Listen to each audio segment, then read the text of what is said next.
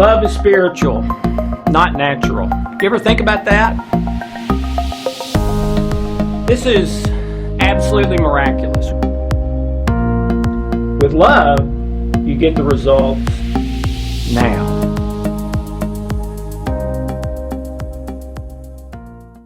Hi, I'm Dr. Alex Loyd, and welcome to Deep Water. I'm so excited to share with you for a few minutes today what I would entitle Beware the Easy Way. Okay? Beware the easy way. Now, please don't turn this off, because I can promise you with my hand on a Bible or anything else that I have seen so many people over the last 30 years where this one issue, changing this in their life, was the linchpin, was the seesaw where that tipped it into their favor. And then all those things that had been so hard and not happening for them in their life started getting better and better and better just by changing this one thing. So please give me a few minutes here to get into this, because I really believe this could be life-changing from week to week. We have talked a number of times on this program about the research of instant gratification versus delayed gratification, and how it's about as black and white, night and day, as any group of research I've ever seen. And Google it for yourself to confirm this. But this is research going back 75 years, hundreds of studies, and everyone I've ever seen, which I don't know how many that is. I've been reading research like this for 30 years, probably at least 100 studies I've read just on this issue, okay? And everyone I've ever seen is that delayed gratification ends up significantly more successful, healthy, wealthy, happy, less sick, live longer, make more money, have more friends, have better self-worth, better emotions, better actions and behaviors. I mean, it's like, pick something you would call success. And there's a study about instant gratification where if you delay gratification, you will achieve that success or one like it or close to it. Pick a failure, and there's a research study probably saying if you choose instant gratification consistently, this is what you're going to end up with. I mean, it's that stark. It's almost, if it's not, it's almost 180 degrees different between delaying gratification and instant gratification. All right? So, what I want to talk about today is very related, connected, but from a little different angle, and I think the difference in the angle is significant and worth making a point of its own, all right? And that is, beware the easy way, okay? And yes, instant gratification would usually be called the easy way, and delayed gratification the hard way, but not always. It depends on the situation, okay? But first, let's talk about why this is a big deal, okay? Besides all the studies on instant versus delayed gratification that show a night and day difference, that basically show what you want in your life that you would call success comes from delaying gratification, and what you don't want in your life basically comes from instant gratification. Unbelievable, because 9 out of 10 people are living their life by seek pleasure and avoid pain, which is instant gratification. And 90% of them, sure enough, are having all kinds of physical, emotional, mental, relational, career problems in their life. Well, surprise, surprise. You've basically chosen the road that goes to that. Now, if you want to start choosing the road that goes to health, success, happiness, etc., then that's the high road. That's the hard way. That's delayed gratification, all right? But let me give you a really good reason first, okay? And an amazing thing that happens inside of us. A 2017 University of London study on beware the easy way, basically, absolutely is amazing and fascinating to me, okay? And this gives us insight into just who we are as human beings and the way we're wired and the way we think and how our memories have devolved over millennia to the point that 50% of what we believe and think is true, according to the research, is simply not true, as untruth after untruth has been passed down to generation after generation after generation. Each generation piles their own negative on and then passes it down to the next generation. That generation piles their negative on and then passes it to the next generation, okay? And thousands of years of that have gotten us to the place where 50% of what we believe is true is not true, and over 90% of us are stressed to the point that stress seems normal. Okay? And we've actually studied that. Okay? We did a baseline, a heart rate variability baseline, which is the best measure for stress, the clinical mainstream medicine measure for stress. Got a baseline, asked the people, do you feel stressed? About 50% said they did, about 50% said they didn't. Do another heart rate variability, and it shows they're mega stressed. Well, actually, the way it came out, 50% of them were not stressed, but 50% of the ones who said, no, I'm sorry, I'm remembering wrong. 90% of the ones who said they did not feel stressed when tested with heart rate variability were in clinical stress. Now, how can that be? Because it's become normal. We think it's normal. It's not normal. And a couple of the things that have gotten us here is choosing instant gratification consistently, choosing the easy way instead of the hard way, which are both under seek pleasure and avoid pain, what I want, when I want it, and let me control my end results so that I get maximum pleasure, minimum pain. All right? That mindset, in my opinion, is what has gotten us here. Okay? And so we really need to reverse that as a people, but especially you in your life. You can't control me or anyone else really, but you can change this in your life. Okay, so back to the 2017 University of London study.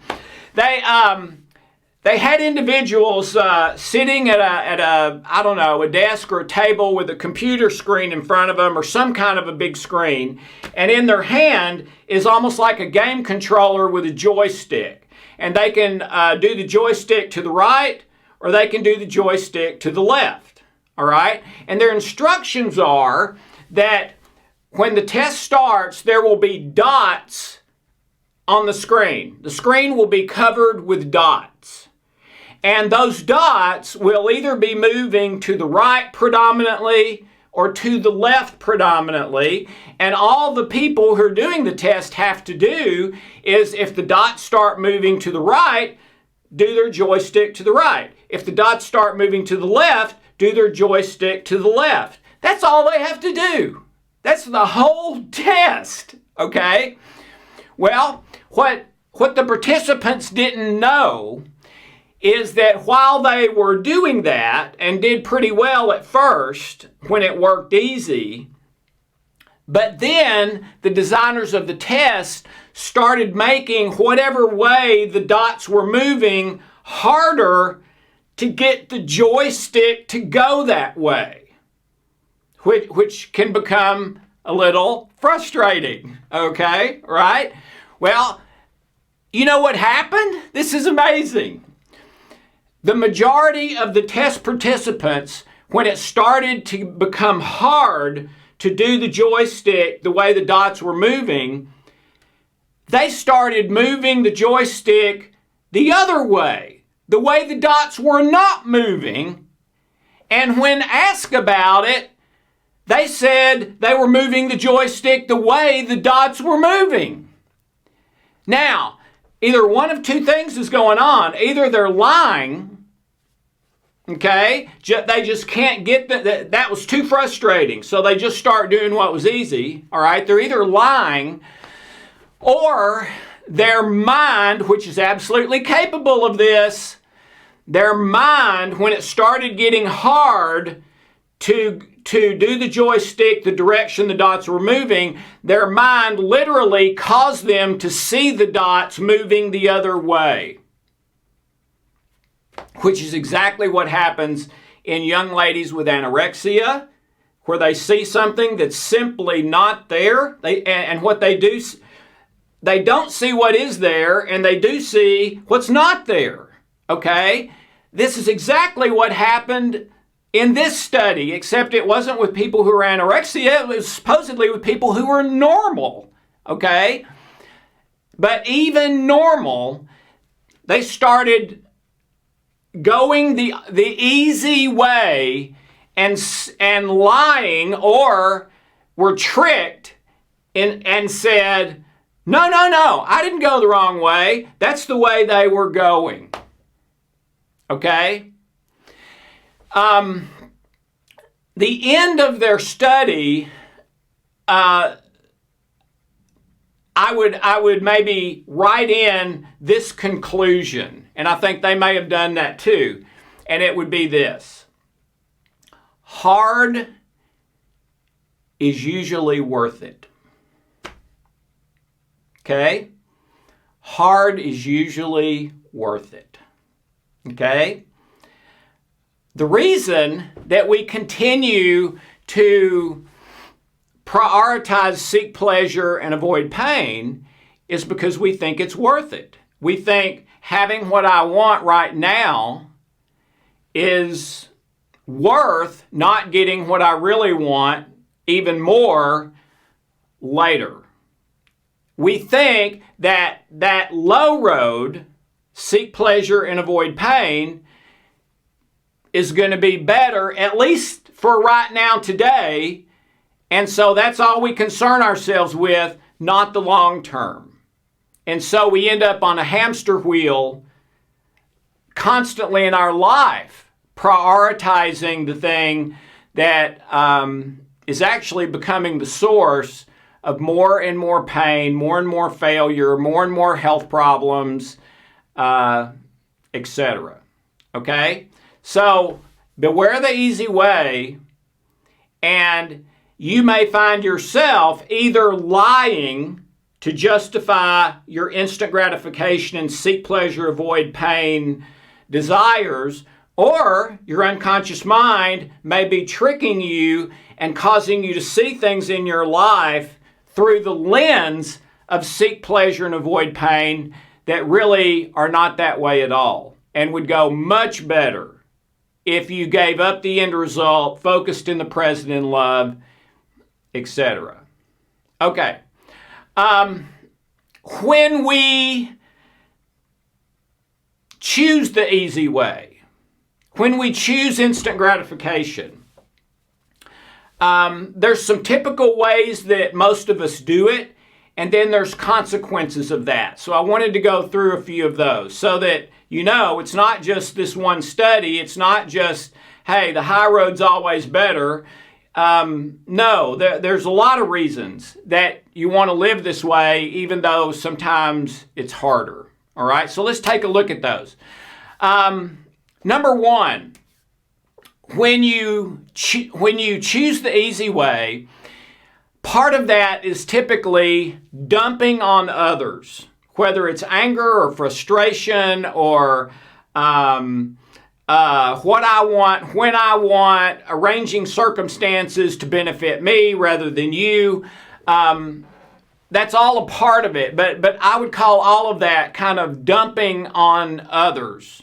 The problem with that is that dumping on others 100% of the time will come back to bite me in the rear and bite you in the rear. It'll do it every single time, Okay? So you think you're getting it off your chest, and maybe even you think you're putting them in your place, but what you're really doing is you're ensuring that something's going to come around and get you.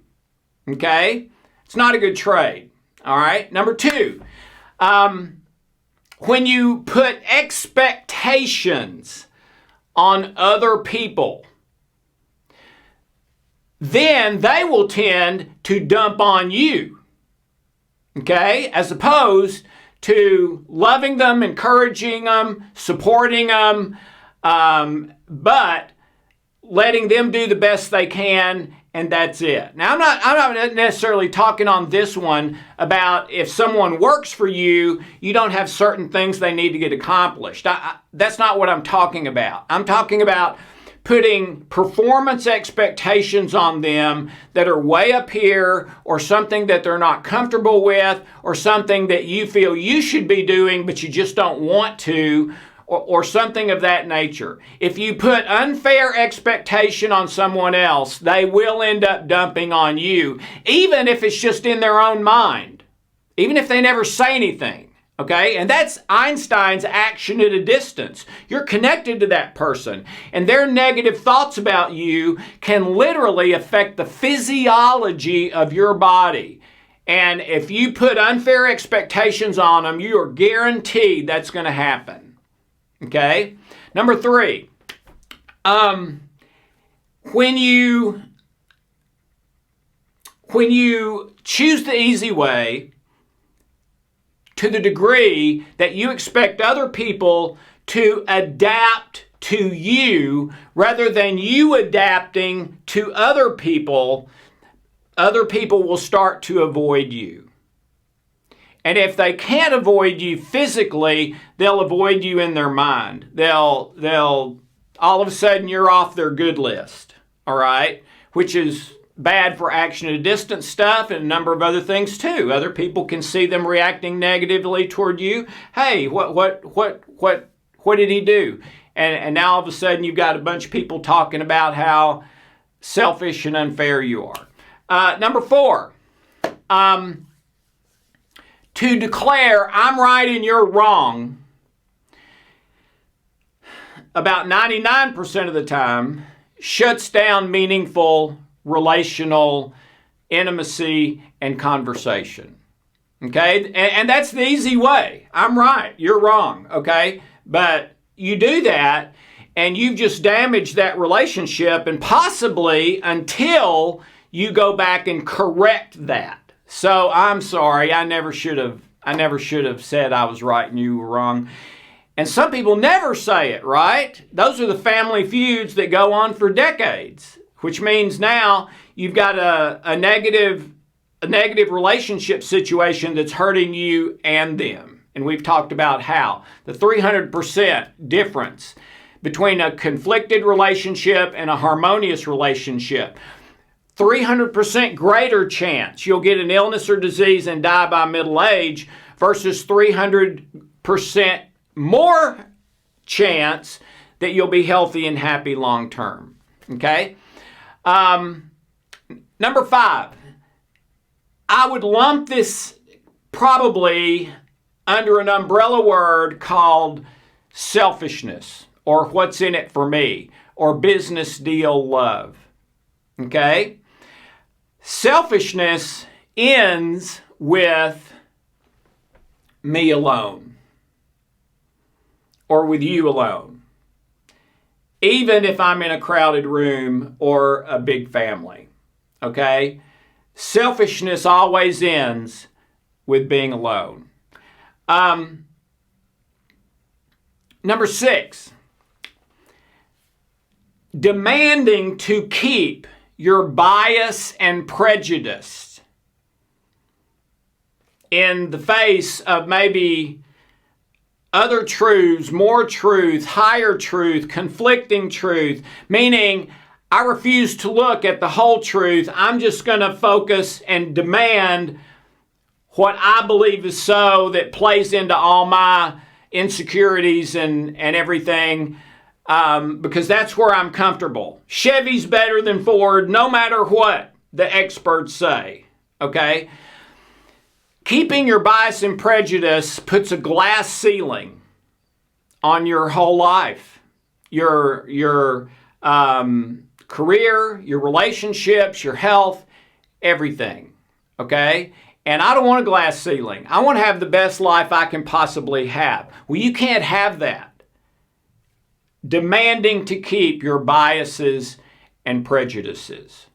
All right, number 7. Having an attitude of my way. We're always going to do it my way, or I'm always going to push to do it my way rather than someone else's way. When you demand my way, you have just destroyed group synergy, most likely, if the others don't all agree to that, and you've just cost yourself a miracle. Because when the whole group, even if that's 2 people, are willing to look at everything without bias, without prejudice, what you want, what I want, to pray and meditate over that until kind of a next best course of action, considering what everyone thinks, man, that's when miracles happen. That's when you come up with these solutions. It's like, how in the world did y'all think of that? Well, we had some great people who put their ego and selfishness at the door, and we all went at it with one heart, one mind, together in unison. And we don't know that any of us would have ever come to this individually. It came out of that magical group synergy. Okay? Number 8.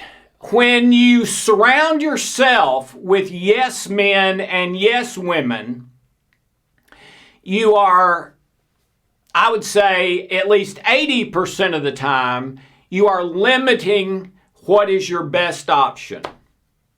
Okay? In other words, you're probably 80% of the time, I would guess, don't have a study for this one, if you only consort and consult with yes men and yes women, 80% of the time, you're not going to get your best option. Okay? Back to that magic and miracle of the group synergy. Number 9, fast success often does not have staying power. Let me say it another way. Fast success often does not have legs to stand and keep standing. It often burns fast and then burns out and crumbles or falls back to where you began, or sometimes even not as good as where you began. All right?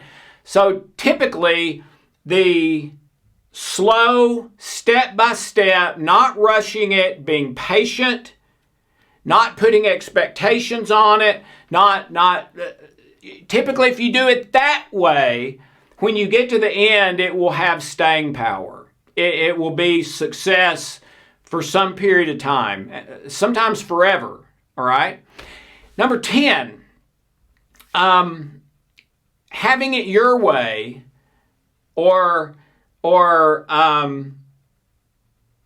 going the easy way or instant gratification all the time typically means you are not a good listener.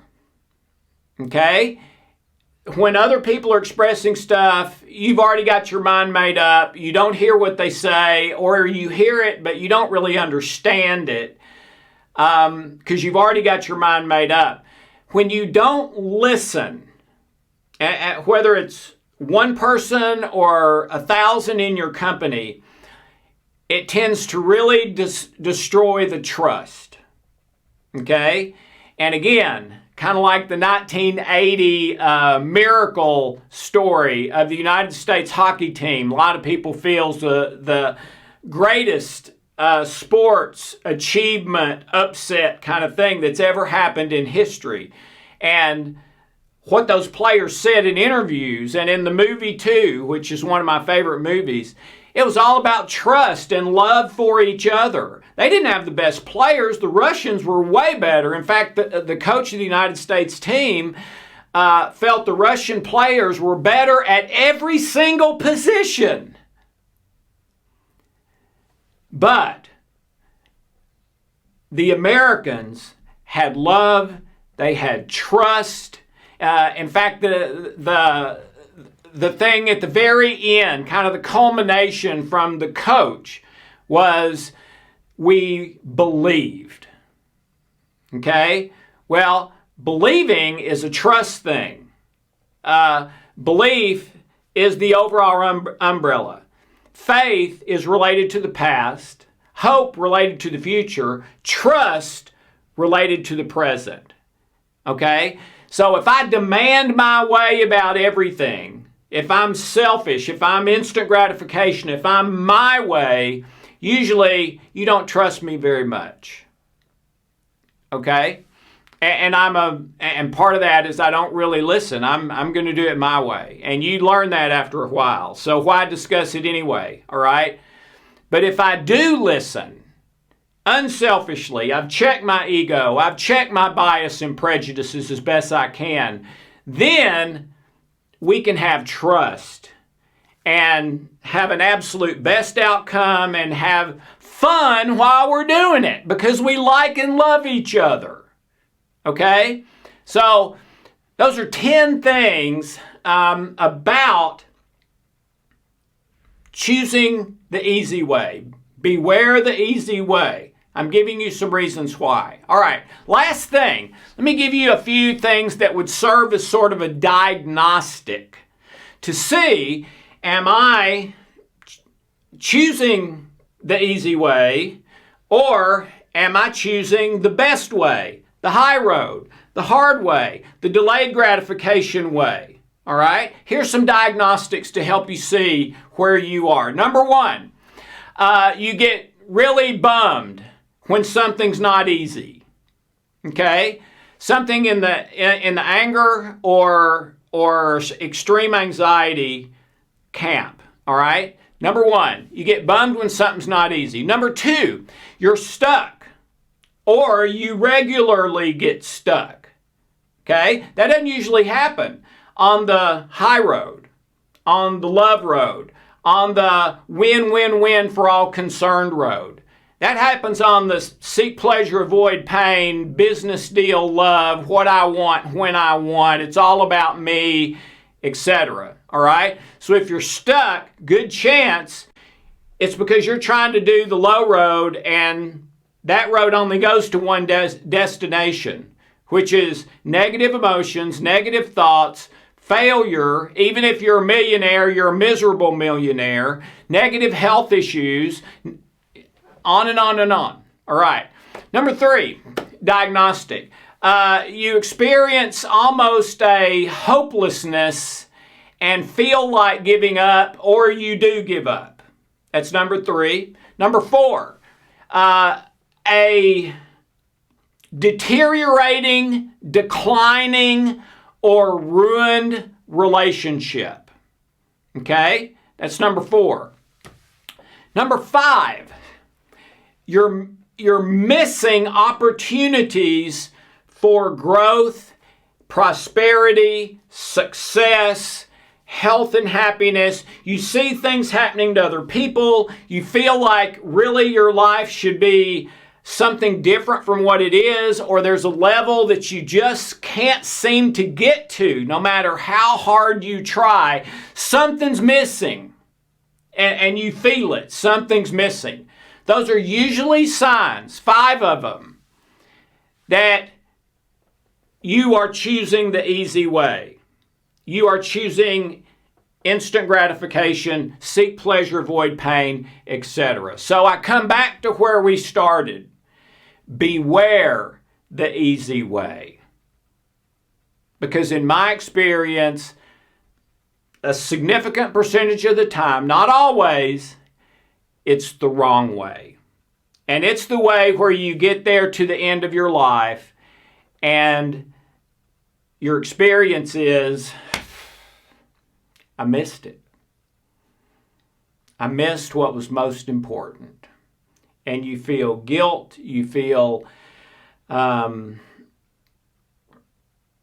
maybe helpless and hopeless, sad, etc.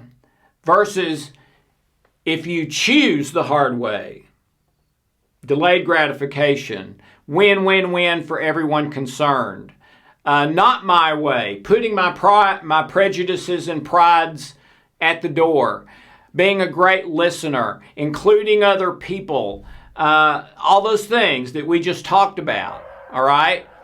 You do that, and typically you have opportunity after opportunity after opportunity that you're able to capitalize on, and that happens in your life, and you even think, wow, why did that happen to me? Why did that great thing happen to me? Well, because you're on that road. You're on the high road. The delayed gratification, the love in the present moment road, as opposed to seek pleasure, avoid pain, what I want when I want, never giving up control of the end result, because that's what I'm all about. More pleasure, less pain. Those are end results. Okay? So those are some diagnostics, some reasons that if you do this, it's going to take you where you don't want to go. All right? So my suggestion is use these diagnostics, see where you are, look at those 10 things that tend to happen when you choose the easy way, and make a decision, make a vow. Not just something quick and off the cuff. No.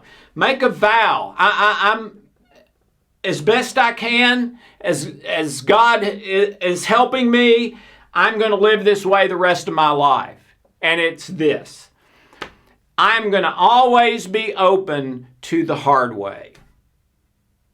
Now, why did I say it that way? Because sometimes the easy way is the best way, okay? Maybe 1 time in 10 or something like that. And we don't want to choose the hard way just for the sake of the hard way, all right? That's crazy. We want the best way, all right? Well, 80-90% of the time, the best way is the hard way. 10, 15, 20% of the time, it's the easy way. So the vow is, from now on, I will always be open to the hard way. I will identify, okay, what's the easy way here, and why would I want to go that way? And what's the hard way here, and why would I want to go that way? And then realizing most of the time, the best way is going to be that hard way. So gathering all the truths, all the beliefs I have about this thing, whatever it is, and then choosing the appropriate way, easy or hard, whichever one is in love in the present moment, giving up the end result, that is win-win-win for everyone, etc. All those things we've been talking about since we started. Okay? So, beware the easy way. And make a new vow or commitment to live your life from now on by the best way, whether it's easy or hard. But to do that, you have to change those things that we discussed. Everyone can't adapt to you. You've got to adapt too. Okay? Value the whole group. Don't just have yes men and yes women. Have people that disagree with you, that challenge you. Be a great listener. Be willing to do success the long, hard way. Okay? Etc.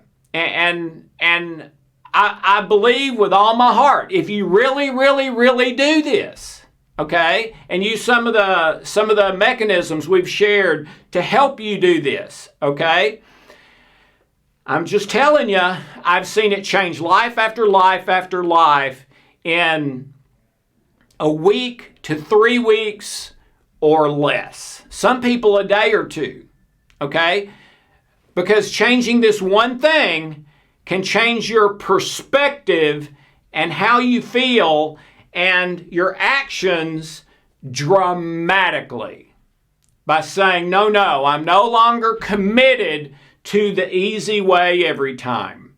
I'm going to go to the trouble, the time, treat other people, ask other people, listen to other people, etc., to determine what's the best way. And sometimes that may be something that's pleasurable for someone else, but painful for me. All right, I'm willing to do that as long as I'm convinced it's the love-based best way. Okay? Let me shift gears just a little bit. Expecting easy creates a whole new set of consequences. Okay? Dr. Dan Gilbert from Harvard did a research study on the campus at Harvard over years, wrote a best-selling book about it called Stumbling into Happiness, and the culmination of that, a direct quote from Dr. Gilbert, is expectations are a happiness killer. And they're a happiness killer because as soon as you have expectations about something in the future or your physical or external circumstances that you're not in complete control of, what they found at Harvard is it puts you into fight or flight stress as soon as you have that goal. If you're already in stress, it spikes your stress. So expectation or expecting things to be easy in your life, and I'm only going to go the easy way, and if it gets hard, this is not okay, okay? That one mindset, that one attitude, that one point of view of looking at your life or any issue can create consequences that you would not have had if you had not made that a goal, if you had not expected easy, okay? And let's talk about some of those. Well, that's the first one, is that it puts you into stress. And according to the Center for Disease Control, 90+% of illness and disease comes from stress. According to Stanford Medical School, it's 95%. This is old news. We've known 30, 40, 50 years now. Just about any negative thing in your life, career, relationships, health, emotions, whatever, you can trace back to stress or no stress, okay? Or little stress, all right? So expecting easy is really, in a nutshell, the problem here. The problem really isn't, is it hard or easy? It's what were you expecting, okay? And if it conflicts with your expectations, then you have a problem with it, okay? Well, here's the problem with that. Here's the problem with expecting easy. We expect with our prefrontal cortex, which is, I would call your experience simulator. It's how you try it on before you buy it, okay? It's how you imagine something and how you would like it to be, expecting the easy way or the hard way, whatever it is you're envisioning. It's an experience simulator to see, do I want to go that way? So you imagine how it might go, and then you decide whether to go that way or not. The problem is your experience simulator lies all the time. Okay? So lots of times we are looking at the issue, whether it's to go get a pizza at the grocery store or change jobs or how we're doing this relationship that's important to us, through the eyes of our experience simulator, and our experience simulator is saying easy, and that easy will turn out great. The only problem is it lies all the time. And so we accept that, take ownership of it, go down that road, and it doesn't end up great. It ends up terrible and sometimes catastrophic. Well, one of the problems there was the very first thing you did. In philosophy and reasoning, you might say your original premise was wrong. And the original premise was two things. Number one, that with your experience simulator, you can get an accurate view of what hasn't happened yet. All right? Do not count on that at all, okay? That's a coin flip, all right? And then secondly, the very act of expecting the easy road to go great creates a situation where if it doesn't go great, now you have negative emotions, negative thoughts, stress, negative chemicals in your brain, etc. Okay, so the first real problem, you might say the enemy here, is expecting. Okay, so expecting easy creates consequences and leads to negative consequences. All right, let's look at a few of those. Number one is feeling bad when your work or life is not easy. All right, because you expected it to be easy. Back in 07 and 08, during the recession crash, the biggest drop since the Great Depression, I had so many of my clients coming to me, not for health issues, but because their finances were dropping like a rock and they were in a panic.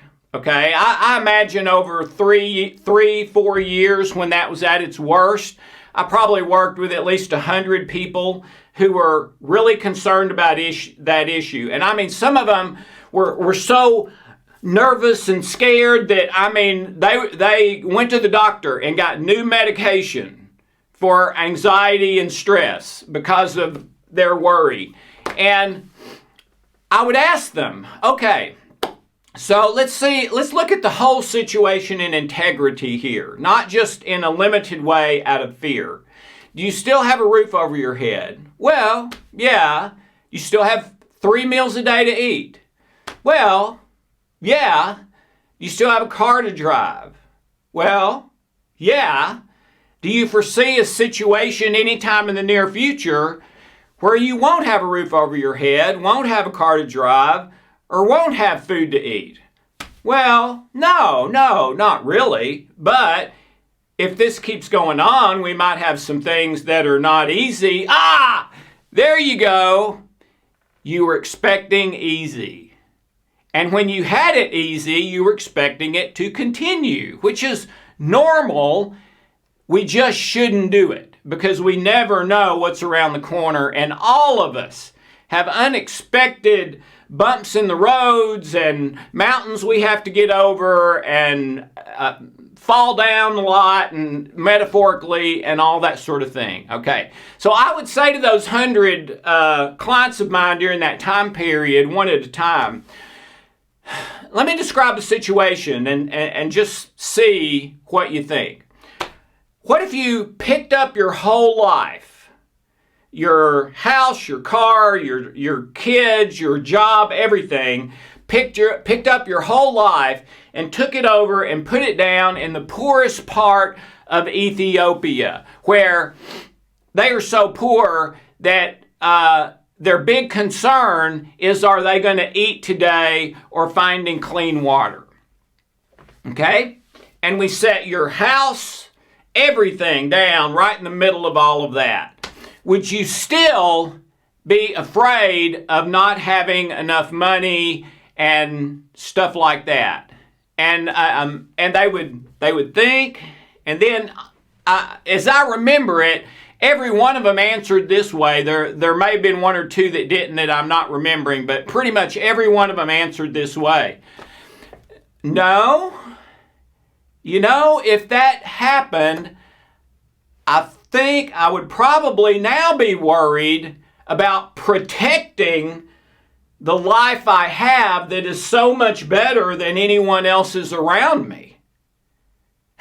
Well, that's virtually 180 degrees different than what they came in being afraid of. And I was able to help those people realize all you really need here is a change in perspective. You're not going to go hungry. Your children aren't going to go hungry. You're going to be okay. The economy's probably going to bounce back, but even if it doesn't, the most important things in life, you will still have all of them, okay?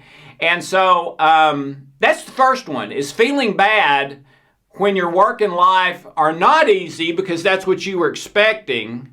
So now you have this anger, frustration, irritation because what you wanted, you're not getting, okay? But that is a wrong perspective. You have to look at it holistically with integrity, okay? But that's one. Number two is you'll get unstuck with no idea how to get unstuck, because all you know how to do is what you already know how to do and what the people who raised you and your ancestry passed down to you. So you get stuck, it doesn't go the way you want it to go, now you're stuck and no idea how to get unstuck, and that can be a very frustrating experience. And some people search for their whole life to get unstuck and try hundreds of things that cost them tens of thousands of dollars, but nothing ever works. All right? And then at the end of their life, that's a very frustrating kind of hamster wheel life to look back on. But again, the problem there is not reality, it's what you were expecting. And the difference in what you were expecting and what happened. Number three, expecting easy tends to destroy relationships because of blaming and anger. We are built to prioritize relationships and love. If we prioritize anything else, we start to malfunction. If you expect easy, I guarantee you, the most important relationships of your life, you're going to hit points where those relationships are really damaged, if not destroyed, because when something is not easy and you were expecting it to be easy, you had simulated it being easy, and you had taken ownership of it being easy, doing what I want, when I want, doing this relationship my way, etc. When that doesn't happen, this thing in your life that's worth more than gold, intimate relationships, that's what life is all about. You're likely going to damage or destroy it out of your blame or anger for things not being easy all the time. And they never are. Number four, you may get to a place where you feel hopeless and you simply feel like laying over in the fetal position and giving up. In fact, when they do experiments in this same field with animals, with electric shock and stuff like that, typically when the animal gets repeatedly, over and over and over, what they were not expecting to get, or hoping to get, you might say, or wanting to get, the animal eventually will just lay down on the cage and be shocked over and over and over and not move. Okay? Hopeless, numb. And then the last one is maybe the most important of all. When you expect easy and don't get it, you tend to not learn the lessons and build the spiritual, mental, emotional strength you need for your best life possible. Okay? There's an ancient manuscript that talks about actually be joyful when painful and suffering things happen. When things happen that are hard, when you were expecting easy. This ancient manuscript says, be joyful, be happy when that happens. Well, why in the world would anyone do that? Well, it explains. Because going through that hard situation develops character, it develops integrity, maturity, strength, and ultimately your best possible life. Well, if you refuse to learn those lessons because you're expecting easy and really demanding easy and not wanting to get out of that box to look for other solutions and also to look at, well, maybe I'm going through this pain, this hard time for a reason that's going to take me up higher in my life. So really this painful thing is a good thing. It just hurts while I'm going through it, kind of like a caterpillar turning into a butterfly. Well, I believe that's exactly the case. And so if we expect easy, we have really just slammed the door on the only pathway to our best possible life. So when those times come up, I don't say you should be jumping up and down saying yay when hard, painful things happen, but you should see it as an opportunity, if I handle this right, to go up a little bit higher in my life toward my best possible life. On the other hand, expecting easy for the rest of your life will keep you from your best possible life. So I hope this helps. To me, this is a big, foundational, important principle in what we're talking about every week. And again, for a lot of people, can be a linchpin article that sort of shifts everything all by itself. So I hope it does that for you, and have a wonderful, blessed day.